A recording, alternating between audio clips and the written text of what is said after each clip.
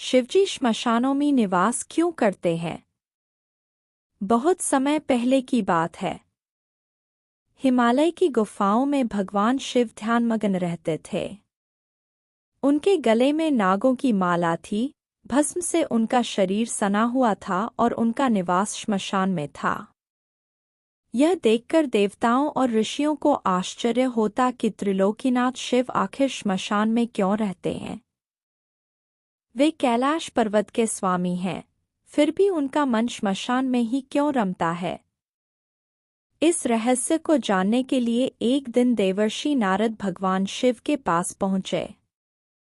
नारद मुनि ने हाथ जोड़कर कहा, प्रभु, आप संहार के देवता हैं, परंतु फिर भी यह संसार आपकी भक्ति करता है। आप समस्त ब्रह्मांड के स्वामी हैं, फिर भी श्मशान जैसी अशुभ और भयावह जगह में निवास क्यों करते हैं? शिवजी ने मंद मंद मुस्कुराकर कहा, नारद, तुम्हारा यह प्रश्न बहुत ही गूढ़ है। इसका उत्तर तुम्हें एक कथा के माध्यम से दूंगा। बहुत पहले की बात है, एक महान नगर था जिसका नाम सौम्यनगर था। वहाँ के राजा चंद्रकेतु न्यायप्रिय, दयालु और शिव भक्त थे। उनके राज्य में सभी सुखी थे। एक दिन नगर में एक महायुद्ध हुआ। राजा और उनके सैनिक वीरतापूर्वक लड़े, परंतु अंततः शत्रुओं ने राज्य को नष्ट कर दिया।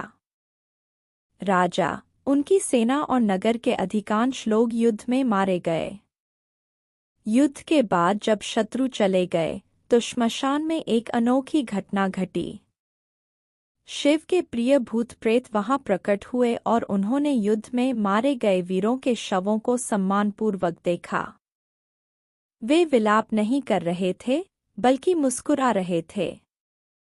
तभी भगवान शिव वहां प्रकट हुए। भगवान शिव ने मृत शरीरों को देखा और कहा, यह संसार नश्वर है। जो जन्मा है उसे एक दिन मरना ही है, परंतु आत्मा अमर है।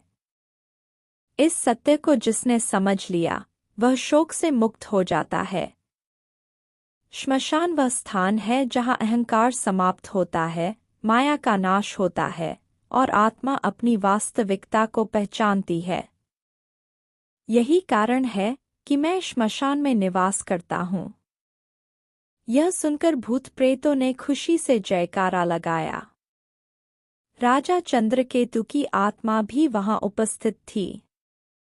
उन्होंने शिवजी के चरणों में गिरकर कहा, प्रभु, आपने मुझे सच्चे ज्ञान का उपदेश दिया। अब मुझे इस संसार का मोह नहीं रहा। भगवान शिव ने प्रसन्न होकर राजा को मोक्ष का आशीर्वाद दिया। कथा समाप्त करने के बाद भगवान शिव ने नारद मुनि से कहा, नारद, श्मशान ही वह स्थान है जहाँ संसार के सभी भेद समाप्त हो जाते हैं। राजा और रंक, ज्ञानी और अज्ञानी, पुण्यात्मा और पापी, सभी एक समान हो जाते हैं। यहाँ न कोई धन का अभिमान कर सकता है, न कोई अपने सौंदर्य पर गर्व कर सकता है। यही वह स्थान है जहाँ जीव को अपने अस्तित्व की सच्चाई समझ में आती है।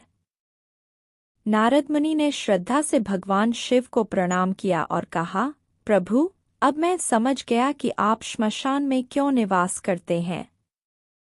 आप हमें अहंकार से मुक्त करने के लिए वहां रहते हैं। भगवान शिव मंद मंद मुस्कुराए और ध्यानमग्न हो गए। इस कथा से हमें यह शिक्षा मिलती है कि जीवन क्षणभंगुर है। हमें अपने अहंकार, मोह और माया के बंधनों को त्याग कर सच्चे ज्ञान की ओर बढ़ना चाहिए।